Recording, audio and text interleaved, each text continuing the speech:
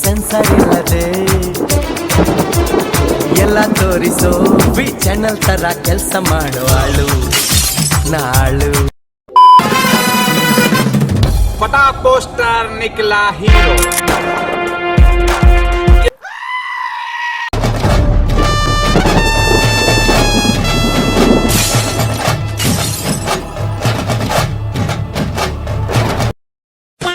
ನಾನು ನನ್ನ ಕಾಲೇಜ್ ದಿನಗಳಲ್ಲಿ ಒಂದಷ್ಟು ಸಲ ಭೇಟಿಯಾಗಿದ್ದೆ. ಇಲ್ಲೊಂದು ಥಿಂಗ್ ಅಬ್ಸರ್ವ್ ಮಾಡಿ, ಇಲ್ಲಿ ರೈಟರು ಕತೆ ಬರೀತಾ ಇರೋದು. So technically it's a story which she is writing. ಯಾವ್ದು ತಲೆಯಲ್ಲಿ ಇಟ್ಕೊಂಡ್ರಿ ಇದನ್ನ. ಇಲ್ಲೊಂದು ಥಿಂಗ್ ಅಬ್ಸರ್ವ್ ಮಾಡಿದ್ರೆ ಒಟ್ಟಿನಲ್ಲಿ ಯಾರೋ ಒಬ್ರು ಸತ್ತಿದ್ದಾರೆ. ಅದು ಯಾರು ಸತ್ತಿದ್ದಾರೆ ಅನ್ನೋದು ಪಿಕ್ಚರ್ ಎಂಡಿಂಗ್ ಅಲ್ಲಿ ಗೊತ್ತಾಗುತ್ತೆ. ಬಟ್ ಯಾರೋ ಒಟ್ಟಿನಲ್ಲಿ ಸತ್ತಿದ್ದಾರೆ. ಇಲ್ಲ ಇಲ್ಲ, ಇದು ಅವನ ಬಗ್ಗೆ ಮಾತ್ರ ಅಲ್ಲ. ರಕ್ಷಿತ್ ಶೆಟ್ಟಿಗೆ ಮಾಡಿರೋ ಕ್ಯಾರೆಕ್ಟರ್ ರಿಚರ್ಡ್ ಆಂಟೋನಿ ಅಂತ ಯಾರಿದ್ದಾರೆ, ಅವನ ಮೇಲೆ ಇದು ಕತೆ ಇರೋದು. ಬಟ್ ಅವಳು ಅದನ್ನು ಮೆನ್ಷನ್ ಮಾಡ್ತಾಳೆ, ಇದು ಬರೀ ಅವನ ಒಬ್ಬಂದೇ ಕತೆ ಅಲ್ಲ, ಅವನ ಜೊತೆಗೆ ಎಲ್ಲಾರ್ದು ಕತೆನೂ ಮಿಕ್ಸ್ ಆಗಿ. ಪರ್ಸ್ಪೆಕ್ಟಿವ್ಸ್, ಯಾವ್ದು ಸರಿ ಯಾರು ಸರಿ, ಅವ್ರವ್ರ ದೃಷ್ಟಿಕೋನದಲ್ಲಿ ನಿಂತು ನೋಡಿದಾಗ ಎಲ್ಲಾನು ಬದಲಾಗುತ್ತೆ. ಒಂದೊಂಥರ ಕತೆ ಹೇಳ್ತಾರೆ. ಅರೆ ಸ್ಟೋರಿ ನಡೆದಿರೋದು ಒಂದೇ, ಆ ಸ್ಟೋರಿಲಿ ಒಬ್ಬ ಸತ್ತವನೆ. ಅದು ಯಾರು ಸತ್ತ ಅನ್ನೋದು ಗೊತ್ತಿಲ್ಲ, ಏನಕ್ಕೋಸ್ಕರ ಸತ್ತ ಅನ್ನೋದು ಗೊತ್ತಿಲ್ಲ. ಅದನ್ನ ನಾವು ತಿಳ್ಕೊಬೇಕಂದ್ರೆ ಒಬ್ಬೊಬ್ರು ಒಂದೊಂಥರ ಕತೆ ಹೇಳ್ತಾರೆ. 5 ಅಥವಾ 6 ಇಲ್ಲಿ ರೈಟರು 6 ಪರ್ಸ್ಪೆಕ್ಟಿವ್ ಇಂದ ಮೆನ್ಷನ್ ಮಾಡ್ತಾರೆ, ರೈಟರ್ ಇನ್ಕ್ಲೂಡ್ ಆಗಿ. ಬಟ್ 6 ಜನ ಅಲ್ಲ, 7 ಜನ ಪರ್ಸ್ಪೆಕ್ಟಿವ್ ಇರೋದು. 7ನೇದು ಬಂದ್ಬಿಟ್ಟು ಲಾಸ್ಟ್ ಎಂಡಿಂಗ್ ಅಲ್ಲಿ ಫೋಟೋ ತೋರಿಸೋದಲ್ಲ, ಅದ್ರೊಬ್ಬ ಕೈ ಕಾಣಿಸುತ್ತೆ ಉಂಗುರ ಹಾಕೊಂಡಿರೋದು. ಬಟ್ ಅದು ರೈಟರ್ ಹ್ಯಾಂಡ್ ಅಲ್ಲ, ಯಾಕೆಂದ್ರೆ ಅದ್ಯಾವ್ದೋ ಬೇರೆ ಪರ್ಸ್ಪೆಕ್ಟಿವ್. ಅದನ್ನ ನಾವು ರಿಚರ್ಡ್ ಆಂಟೋನಿ ನೋಡ್ಬೋದು. ಅದಕ್ಕೆ ರಿಚಿದು ಫ್ಲಾಶ್ ಬ್ಯಾಕ್ ಚಿಕ್ಕ ಹುಡುಗ ಇರ್ಬೇಕಾದ್ರೆ ಮೆಮೊರೀಸ್ ಕಾಣಿಸ್ತಾ ಇರುತ್ತಲ್ಲ ಸ್ಟಾರ್ಟಿಂಗ್ ಅಲ್ಲೇ, ಅದ್ ಬಂದ್ಬಿಟ್ಟು ಅದು ರೈಟ್ರು ಇಮ್ಯಾಜಿನೇಷನ್ ಮಾಡ್ಕೋತಾ ಇರೋದು. ಈ ವಾಸ್ ಇಟ್ ಹಿಮ್, ಅದಕ್ಕೋಸ್ಕರ ಸಾಂಗ್ ಬರುತ್ತೆ.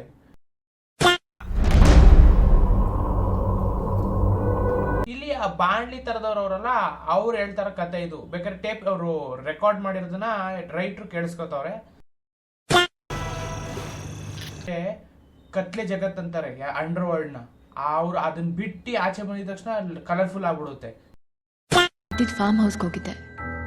ವೆನ್ ಎವರ್ ರೈಟ್ರು ಕತೆ ಬರಿಬೇಕಾದ್ರೆ ಏನಾದ್ರು ಮಾತಾಡ್ತಾ ಇದ್ರೆ ಟೆಕ್ನಿಕ್ಲಿ ಅಲ್ಲಿ ರೈಟ್ರು ಪರ್ಸ್ಪೆಕ್ಟಿವ್ ನ ಆಡ್ ಮಾಡ್ತಾ ಇರೋದು. ಸೊ ಇವ್ರಗಳ ಪರ್ಸ್ಪೆಕ್ಟಿವ್ ಜೊತೆಲಿ ರೈಟ್ರು ಅವ್ರದೇ ಆದ ಪರ್ಸ್ಪೆಕ್ಟಿವ್ ನ ಆಡ್ ಈಗ ಚಾಪ್ಟರ್ 2 ಸ್ಟಾರ್ಟ್ ಆದಾಗ 5 ಜನನು ಅವ್ರವ್ರ ಪರ್ಸ್ಪೆಕ್ಟಿವ್ ನ ಹೇಳಕ್ ಸ್ಟಾರ್ಟ್ ಮಾಡ್ತಾರೆ, ಪ್ಲಸ್ ಇನ್ಕ್ಲೂಡಿಂಗ್ ರೈಟ್ರು ಕೂಡ. ಸೊ 6 ಜನ ಅವ್ರವ್ರ ಪರ್ಸ್ಪೆಕ್ಟಿವ್ ಹೇಳ್ತಾರೆ. ಬಟ್ ರಿಷಬ್ ಶೆಟ್ಟಿ ಅವ್ರ ಕತೆ ಮಾತ್ರ ಬಾಂಡ್ಲೆ ಅಂಕಲ್ ಮಾತ್ರ ಗೊತ್ತಿತ್ತು, ಹಾಗಾಗಿ ಬಾಂಡ್ಲೆ ಅಂಕಲ್ ಮಾತ್ರ ಹೇಳ್ತಾರೆ. ಆದ್ರೆ ಇಲ್ಲಿ ರಿಚಿ ಕತೆ ಎಲ್ಲರಿಗೂ ಗೊತ್ತಿರೋದ್ರಿಂದ 6 ಜನನು ಅವ್ರವ್ರ ಪರ್ಸ್ಪೆಕ್ಟಿವ್ ನ ಟೇಬಲ್ ಮೇಲೆ ಇಡಕ್. ಇಲ್ಲಿ ರೈಟರ್ ಪರ್ಸ್ಪೆಕ್ಟಿವ್ ನಡೀತಾರದು. ಅದಕ್ಕೆ ಅವರು ಅವನ್ನ ಮಾತಾಡ್ಸಿದ ಅವ್ರ ಮೆಮೊರಿ ಪ್ರಕಾರ ಫೋಟೋ ತೆಗ್ದಿದ್ದ ಗ್ಯಾಪ್ನ ಇದೆ, ಆ ಫೋಟೋ ಕೂಡ ಸಿಗುತ್ತೆ ಅವ್ರು ಡೈರಿ ಸರ್ಚ್ ಮಾಡ್ಬೇಕಾದ್ರೆ. ಸೊ ಇದು ರೈಟರ್ ಪರ್ಸ್ಪೆಕ್ಟಿವ್ ಈ ಪಾಯಿಂಟ್ ತನಕ. ನೀವು ಕೊನೆ ಬಾರಿಗೆ ನಿಮ್ಮ ಮಗನ್ ಭೇಟಿ ಮಾಡಿದ್ಯಾವಾಗ? ಆ ಇನ್ಸಿಡೆಂಟ್ ಆದ ಹಿಂದಿನ ದಿವಸ ಬಂದಿದ್ದ. ಇದು ರೈಟರ್ ಪರ್ಸ್ಪೆಕ್ಟಿವ್ ಪಾಯಿಂಟ್ ಇಂದ ನಡೀತಾ ಇರೋದು. ಅವಾಗ ಆ ಪರ್ಸ್ಪೆಕ್ಟಿವ್ ಅಲ್ಲಿ ರೈಟ್ರು ಹೋಗ್ಬಿಟ್ಟು ಏನಪ್ಪದು ಇಂಟರ್ವ್ಯೂ ಮಾಡ್ತಾ ಇರೋದು ಯಾರನ್ನ, ರಿಚರ್ ಫಾದರ್ನ. ರಿಚರ್ ಫಾದರ್ ಇವಾಗ ಸ್ಟೋರಿನ ಎಕ್ಸ್ಪ್ಲನೇಷನ್ ಮಾಡ್ತಾರೆ. ನೋಡಿ ಸ್ಟೋರಿ ಒಳಗಡೆ ಸ್ಟೋರಿ ನಡೀತೈತೆ. ಇದು ಒಂದ್ ಸ್ವಲ್ಪ ಉಪೇಂದ್ರ ಅವ್ರ ತರನೇ ಪಿಕ್ಚರ್ ಆಗೋದು, ಬಟ್ ಸ್ವಲ್ಪ ಅಫ್ಕೋರ್ಸ್. ಇಷ್ಟ ತಕ್ಕ ನಾವು ರೈಟರ್ ಪರ್ಸ್ಪೆಕ್ಟಿವ್ ಇಂದ ಪೂರ್ತಿ ಕಥೆನ ತಿಳ್ಕೊಂಡ್ವಿ. ಬಟ್ ನಾವು ಪ್ರಮೋದ್ ಶೆಟ್ಟಿ ಅವರು ಅವ್ರ ಪಾಯಿಂಟ್ ಆಫ್ ವ್ಯೂ ರಿಚ್ ಜೊತೆಲಿ ಏನೇನು ನಡೀತು, ಯಾಕಂದ್ರೆ ಅವ್ರು ತುಂಬಾ ಕ್ಲೋಸ್ ಆಗಿದ್ರಲ್ವಾ. ಸೊ ಪ್ರಮೋದ್ ಶೆಟ್ಟಿ ಅವ್ರ ಕತೆ ಹೇಳ್ತಾರೆ ಈಗ. ಸೊ ಈಗ ಅವ್ರ ಪರ್ಸ್ಪೆಕ್ಟಿವ್ ಇಂದ ಏನ್ ನಡೀತು ಅನ್ನೋದನ್ನ ಹೇಳ್ತಾ ಹೋಯ್ತಾರೆ. ಏನದು ಸ್ವಾಮಿ, ನಮ್ಮನ್ನ ರಕ್ಷಿಸಿದವರಿದ್ದೀರಿ, ನಿಮಗೆ ಬೇಕಾದಂತಹ ಸುವಸ್ತು ಅಡಿಗಿನಲ್ಲಿದೆ. ಇಲ್ಲಿ ಲಿಟ್ರಲಿ ಹರಿಕತೆ ಮಾಡ್ತಾವ್ರೆ. ಅಲ್ಲಿ ಕರೆಕ್ಟಾಗಿ ನೀವು ಕೇಳಿಸ್ಕೊಬಿಟ್ರೆ ಇದು ಪಾರ್ಟ್ 2 ಅಂದ್ರೆ ರಿಚರ್ಡ್ ಆಂಟೋನಿ ಇದು ಒಂದು ಲಿಟ್ರಲ್ ಸೀನು. ಯಾಕಂದ್ರೆ ಇದನ್ನ ಟೀಸರ್ ಅಲ್ಲೂ ತೋರಿಸವ್ರೆ. ಒಂದು ಹಡಗು ಮುಳುಗ್ತಾ ಇರುತ್ತೆ, ಅದನ್ನ ಯಾರೋ ಕಾಪಾಡಕ್ ಹೋಯ್ತಾನೆ. ಆ ಕಾಪಾಡಿದಾಗ ಹಡಗಿನ ಓನರ್ ಅವನಿಗೆ ಗಿಫ್ಟ್ ಆಗಿ ಏನೋ ಕೊಡ್ತಾನೆ ಅನ್ನೋದೇ ಒಂದು ಸಿಗ್ನಿಫಿಕೆನ್ಸ್. ಇದೊಂದು ಸೀನ್ ಇರುತ್ತೆ. ಇದು ಸ್ಪಾಯ್ಲರ್ಸ್ ಅಂತಾನೆ ಅನ್ಕೊಳ್ಳಿ, ಅವ್ರು ಬೇಕು ಅಂತಾನೆ ಇದನ್ನ ಮೆನ್ಷನ್ ಮಾಡೋರೆ. ಇದು ಹರಿಕತೆಯಲ್ಲಿ ಬರುತ್ತೆ. ಸೊ ಅಬ್ಸರ್ವ್ ಮಾಡಿ. ನಿಮ್ಗೆ ಸ್ಪಾಯ್ಲರ್ಸ್ ಬೇಡ ಅಂದ್ರೆ ಕೇಳಕ್ ಹೋಗ್ಬೇಡಿ, ಸ್ಪಾಯ್ಲರ್ಸ್ ಬೇಕಂದ್ರೆ ಕೇಳಿಸ್ಕೊಳ್ರಿ. ಇಲ್ಲಿ ತನಕ ಕತೆನ ಪ್ರಮೋದ್ ಶೆಟ್ಟಿ ಅವ್ರು ನರೇಟ್ ಮಾಡ್ಕೊಂಡ್ ಬಂದಿದ್ದು. ಸೊ ಅದಕ್ಕೆ ಅವ್ರ ಪರ್ಸ್ಪೆಕ್ಟಿವ್ ಮುಗೀತು. ಇಲ್ಲಿ ತನಕ ಅವ್ರ ಕತೆ ಏನಿತ್ತು ಅದನ್ನ ಅವ್ರು ಎಕ್ಸ್ಪ್ಲೇನ್ ಮಾಡಿದ್ರು, ಅಷ್ಟೇ ಕತೆ. ಸೊ ಪ್ರಮೋದ್ ಶೆಟ್ಟಿ ಅವ್ರದ್ದು ಪರ್ಸ್ಪೆಕ್ಟಿವ್ ಮುಗಿಯುತ್ತೆ. ಈಗ ನೆಕ್ಸ್ಟ್ ಪರ್ಸ್ಪೆಕ್ಟಿವ್ ಸ್ಟಾರ್ಟ್ ಆಗುತ್ತೆ. ಓದೇ ಮನೆ ಒನ್ಸ್ ಅಗೇನ್ ಬಾಂಡ್ಲಿ ಅಂಕಲ್ ಕತೆ ಹೇಳಕ್ ಸ್ಟಾರ್ಟ್ ಮಾಡ್ತಾರೆ ನರೇಟರ್ಗೆ. ಸೊ ಟೆಕ್ನಿಕ್ಲಿ ಇದು ಅಗೇನ್ ಇದು ರಿಷಬ್ ಶೆಟ್ಟಿ ಅವ್ರ ಕತೆನ ಕಂಟಿನ್ಯೂಷನ್ ಮಾಡುತ್ತೆ ಆಫ್ ಹರ್ ಮದರ್. ಇಷ್ಟ ತನಕ ರಿಷಬ್ ಶೆಟ್ಟಿ ಬಗ್ಗೆ ಕತೆ ಹೇಳಿದ್ರು ಫಸ್ಟ್ ಬಾಂಡ್ಲಿ ಅಂಕಲ್, ಆಮೇಲೆ ಈಗ ಕಂಟಿನ್ಯೂಷನ್ ಈಗ ಅವ್ರ ಅಮ್ಮನ ಬಗ್ಗೆ ಕತೆ ಹೇಳ್ತಾರೆ. So this is how it works. Kit pass ಮಾಡು, ಸ್ಪೇರ್ ಪಾರ್ಟ್ ಪಾಸ್ ಮಾಡು. ಏಯ್ ಕಿಟ್ ಬಿಸಾಕ್ದಂಗ್ ಬಿಸಾಬೇಡ, ಹೊಡೆದೋಯ್ತದೆ. ಇಲ್ಲಿ ಈಗ ಡೆಮೋಕ್ರಸಿದು ಪ್ರಾಸ್ಪೆಕ್ಟಿವ್ ಇಂದ ಕತೆ ಸ್ಟಾರ್ಟ್ ಆಗುತ್ತೆ. ಈಗ ನಾವು ಬಾಂಡ್ಲಿ ಅಂಕಲ್ ಕತೆ ಎಂಡ್ ಆಗುತ್ತೆ, ಈಗ ಡೆಮೋಕ್ರಸಿ ಪ್ರಾಸ್ಪೆಕ್ಟಿವ್ ಇಂದ ಕತೆ ಸ್ಟಾರ್ಟ್ ಆಗುತ್ತೆ. ನೋಡಿ ಅಬ್ಸರ್ವ್ ಮಾಡಿ, ಶಿಫ್ಟ್ ಆಗೋಯ್ತು. ಈಗ ಬಾಂಡ್ಲಿ ಅಂಕಲ್ ಇಂದ ಡೆಮೋಕ್ರಸಿಗೆ ಶಿಫ್ಟ್ ಆಯ್ತು. ಈಗ ಡೆಮೋಕ್ರಸಿ ಅವನದೇ ಪಾಯಿಂಟ್ ಆಫ್ ವ್ಯೂ ಇಂದ ಏನೇನು ನೋಡ್ದ ಅನ್ನೋದನ್ನ ಕತೆ ಹೇಳಕ್ ಸ್ಟಾರ್ಟ್ ಮಾಡ್ತಾನೆ. ಅದಕ್ಕೆ ಅವನ ಪಾಯಿಂಟ್ ಆಫ್ ವ್ಯೂ ಅಲ್ಲಿ ಬರೀ ಇವ್ರ ಕಿಶೋರ್ ಅವ್ರದ್ದು ಮಾತ್ರ ಇರೋದು. ಅದಕ್ಕೋಸ್ಕರ ಕಿಶೋರ್ ಬಗ್ಗೆ ಏನೇನು ಗೊತ್ತೋ ಅದನ್ನ ಡೆಮೋಕ್ರಸಿಗೆ ಎಕ್ಸ್ಪ್ಲೇನ್ ಮಾಡ್ತಾ ಹೋಯ್ತಾನೆ.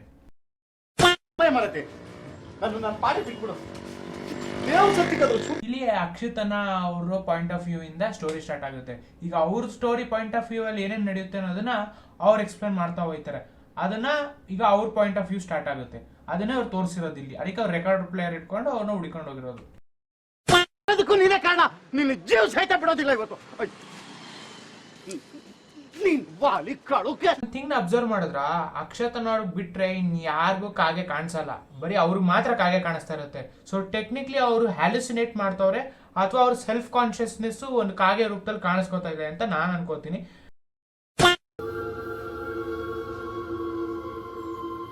ಏನದು? ಈ ಸೀನಲ್ಲಿ ಲಿಟ್ರಲ್ ಅಕ್ಷತಣ್ಣ ಆ ಬಿಮ್ಮೆ ಅಂದ್ರೆ ಮರದ ಬಿಮ್ಮೆ ಏನಿರುತ್ತೆ ಅದ್ರೊಳಗಡೆ ಕೃಷ್ಣನ್ ವಿಗ್ರಹಗಳು ಇರುತ್ತೆ ಅನ್ನೋದಕ್ಕೆ ಪ್ರೂಫ್.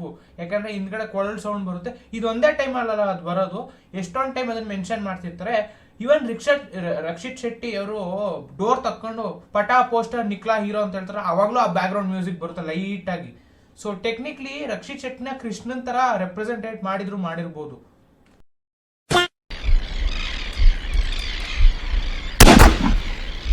ಅಕ್ಷತಣ್ಣ ಪಾಯಿಂಟ್ ಆಫ್ ವ್ಯೂ ಪ್ರಕಾರ ಅವ್ರು ಹೇಳಿದ್ದು ಇವರು ಏನಂತಾರೆ ರಕ್ಷಿತ್ ಶೆಟ್ಟಿ ಅವರು ರಿಷಬ್ ಶೆಟ್ಟಿನ ಸಾಯಿಸ್ಬಿಡ್ತಾರೆ ಅಂತ ಇವ್ರು ಹೇಳ್ತಾ ಇರೋದು ಕತೆ. ಯಾರಿಗೆ? ನರೇಟರ್ ಕಮ್ ರೈಟರ್ಗೆ ಇವೆಲ್ಲ ಕತೆ ಹೇಳ್ತಾ ಇರೋದು. ಸೊ ಟೆಕ್ನಿಕ್ಲಿ ರಿಷಬ್ ಶೆಟ್ಟಿ ಇಲ್ಲಿ ಸತ್ತೋಗೋರೆ ಅಕಾರ್ಡಿಂಗ್ ಟು ಅಕ್ಷತಣ್ಣ. ಓಕೆ, ಇದು ಅವ್ರ ಪಾಯಿಂಟ್ ಆಫ್ ವ್ಯೂ. ಇನ್ನೂ 4-5 ಜನದ ಪಾಯಿಂಟ್ ಆಫ್ ವ್ಯೂ ಇದೆಯಲ್ಲ, ಅವ್ರು ಏನೇನು ಹೇಳ್ತಾರೆ ನೋಡ್ಕೊಂಡು ಹೋಗ್ಬೇಕು.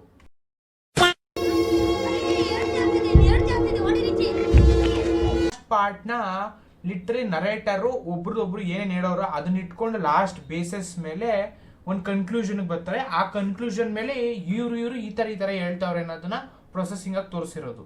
ಸೊ ನೀವು ಲಾಸ್ಟ್ ಮೂಮೆಂಟ್ ಅಲ್ಲಿ ಯಾರು ಹೇಳ್ತಾರದ್ ಕೇಳಿಸಲ್ಲ, ಬಟ್ ಎಲ್ಲಾರ್ದು ಮಿಕ್ಸ್ ಆಗಿ ಕಾಣಿಸ್ತಾ ಇರುತ್ತೆ. ಒಬ್ಬ ಇವ್ನು ಹಿಂಗೋದ ಅವ್ನು ಹಂಗ್ ಬಂದ ಅಂತೆಲ್ಲ ಇರುತ್ತೆ. ಬಟ್ ಇಲ್ಲಿ ಏನ್ ಇಂಪಾರ್ಟೆಂಟ್ ಅಂದ್ರೆ 3 ಜನ ಸಾಯ್ತಾರೆ. ಆ 3 ಜನ ಯಾರು ಅನ್ನೋದನ್ನ ನಾವು ತಿಳ್ಕೊಬೇಕು ಫಸ್ಟ್, ಅದೇ ಇಂಪಾರ್ಟೆಂಟ್. ಫುಲ್ ಕನ್ಫ್ಯೂಷನ್ ಆಗ್ಬೋದಲ್ಲ ನಿನ್ಗೆ ಇವಾಗ ಕನ್ಫ್ಯೂಷನ್ ಆಗ್ತಾ ಉಂಟಾ? ಇಲ್ಲಿ ಕನ್ಫ್ಯೂಷನ್ ಕ್ರಿಯೇಟ್ ಮಾಡೋಕ್ಕೋಸ್ಕರನೇ ಅವ್ರು ಹಿಂಗ್ ಮಾಡಿರೋದು. ಬಟ್ ಇಲ್ಲಿ 6 ಜನ ಅಲ್ಲ ಕತೆ ಹೇಳ್ತಾ ಇದ್ದಿದ್ದು, ಬರೀ 5 ಜನ ಮಾತ್ರ. ಇಲ್ಲಿ ಒಬ್ರು ಪರ್ಸ್ಪೆಕ್ಟಿವ್ ಬಾಕಿ ಐತೆ, ಡಾನ್ದು ಪರ್ಸ್ಪೆಕ್ಟಿವ್, ಯಾವುದು ಪೂಜಾರಿದು ಬಾಕಿ ಐತೆ, ಮತ್ತೆ ಇವಂದು ಬಾಕಿ ಐತೆ. ಇವ್ರಿಬ್ರಲ್ಲಿ ಒಬ್ರು ಬದುಕೋರಲ್ಲ, ಅವ್ರಿಬ್ರದಲ್ಲಿ ಒಬ್ರು ರಿಷಬ್ ಶೆಟ್ಟಿ ಅಥವಾ ರಕ್ಷಿತ್ ಶೆಟ್ಟಿ ಅವ್ರಿಬ್ರಲ್ಲಿ ಒಬ್ರು ಬದುಕೋರೆ, ಅವ್ರ ಪರ್ಸ್ಪೆಕ್ಟಿವ್ ಬಾಕಿ ಐತೆ. ಸೊ ಟೋಟಲಿ 2 ಪರ್ಸ್ಪೆಕ್ಟಿವ್ ಬಾಕಿ ಐತೆ. ಅದನ್ನ ಅವ್ರು ರಿಚರ್ಡ್ ಆಂಟೋನಿಯಲ್ಲಿ ತೋರಿಸ್ತಾರೆ.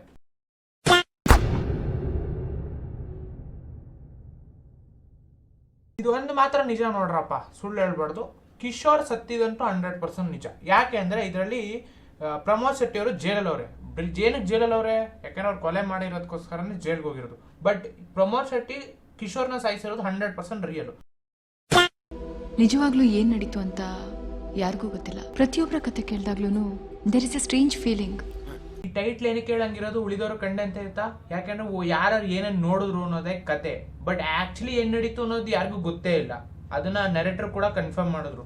ಸೊ ಟೆಕ್ನಿಕ್ಲಿ ಏನ್ ನಡೀತು ಆಕ್ಚುಲಿ ಅನ್ನೋದು ನಿಮ್ಗೆ ಸೆಕೆಂಡ್ ಪಾರ್ಟ್ ಅಲ್ಲಿ ರಿಚರ್ಡ್ ಆಂಟೋನಿಲ್ ಗೊತ್ತಾಗುತ್ತೆ. ಅದಕ್ಕೆ ಅವರು ಪ್ರೀಕ್ವೆಲ್ ಮತ್ತೆ ಸೀಕ್ವೆಲ್ ಅಂತ ಯಾಕೆ ಮೆನ್ಷನ್ ಮಾಡ್ತಿದ್ರು ಅಂದ್ರೆ there is something that you must know before what happen in this movie and what we're after watching this movie what happens. ಎರಡನ್ನೂ ತೋರಿಸ್ತೀನಿ ಅಂತ ಹೇಳಿದವರು. ಯಾಕೆಂದ್ರೆ ಇಲ್ಲೊಬ್ರು 7th ವ್ಯಕ್ತಿ ಇದಾರೆ, ಅವರು ಆ ಕಥೆನ ಎಕ್ಸ್ಪ್ಲೇನ್ ಮಾಡ್ತಾರೆ. ಕಳೆದೋಯ್ತಲ್ಲ, ಅದನ್ನ ಹೆಚ್ಚು ಪಕ್ಷ ಆಗ್ಬೇಕದಿನ ಅಂದೇಳಿ ನೋಡಿ. ಇಲ್ಲಿ ಅಕ್ಷತಣ್ಣನ ಪ್ರಕಾರ ರಾಘು ಸತ್ತಿದ ಅಂದ್ರೆ ರಿಷಬ್ ಶೆಟ್ಟಿ ಅವರು ಸತ್ತೋದ್ರು. ಯಾರು? ರಕ್ಷಿತ್ ಶೆಟ್ಟಿ ಸಾಯಿಸಿದ್ರು, ರಿಷಬ್ ಶೆಟ್ಟಿ ಸತ್ತೋದ್ರು. ಇದು ಅವ್ರ ಪಾಯಿಂಟ್ ಆಫ್ ವ್ಯೂ ಪ್ರಕಾರ ರಿಷಬ್ ಶೆಟ್ಟಿ ಸತ್ರು ಅಂತ ಅರ್ಥ.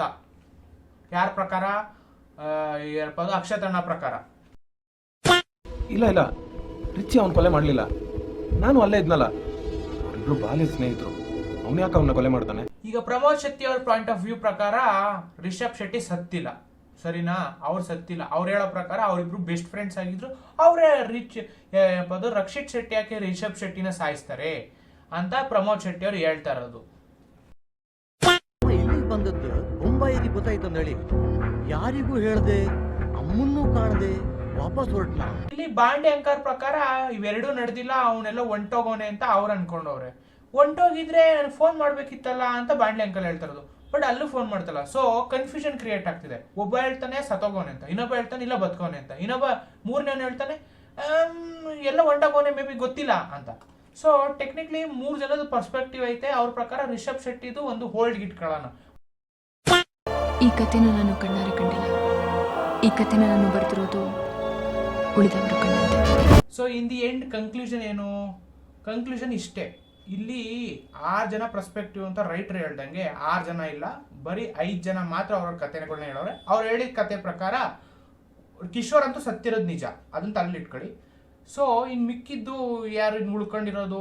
ರಿಷಬ್ ಮತ್ತೆ ರಕ್ಷಿತ್ ಕೂಡ ಸ್ಟಾರ್ಟಿಂಗ್ ಅಲ್ಲಿ ಬ್ಲೂ ಶರ್ಟ್ ಆಗಿ ಸತ್ತಿದ್ದಾರೆ. ಆದ್ರೆ ಅವ್ರು ಬ್ಲೂ ಶರ್ಟ್ ಹಾಕೊಂಡಿದ್ರು, ಇಲ್ಲಿ ಬ್ಲ್ಯಾಕ್ ಶರ್ಟ್ ಇದೆ. ಸೊ ಟೆಕ್ನಿಕ್ಲಿ ಇಲ್ಲಿ ಸ್ವಲ್ಪ ಆ ಕಥೆನ 5 ಜನ ಸೇರ್ಕೊಂಡು ಆಲ್ಟರ್ ಮಾಡ್ತಾವ್ರೆ.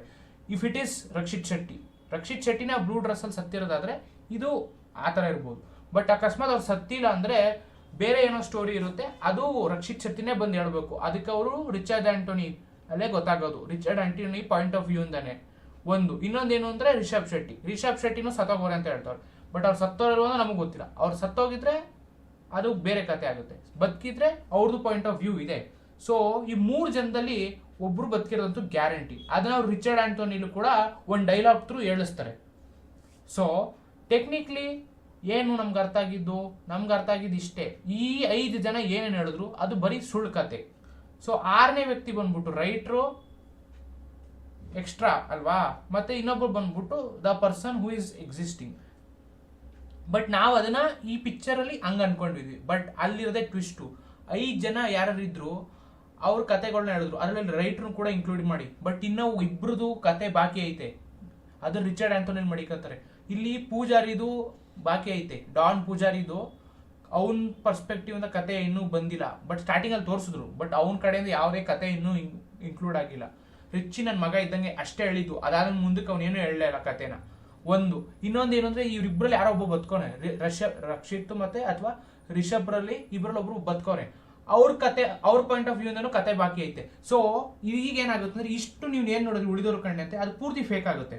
ಆಗ ಅವ್ರಿಬ್ರು ಮಾತ್ರ ಇಂಪಾರ್ಟೆಂಟ್ ಆಗುತ್ತೆ. ಒಬ್ರು ಸುಳ್ಳು ಹೇಳ್ತಾರೆ, ಒಬ್ರು ಸತ್ಯ ಹೇಳ್ತಾರೆ. ಅದನ್ನ ನೀವು ಡಿಸೈಡ್ ಮಾಡ್ಬೇಕು. ತಿರ್ಗಾ ಅವ್ರು ಹಂಗೆ ಮಾಡ್ತಾರೆ ನೋಡಿ.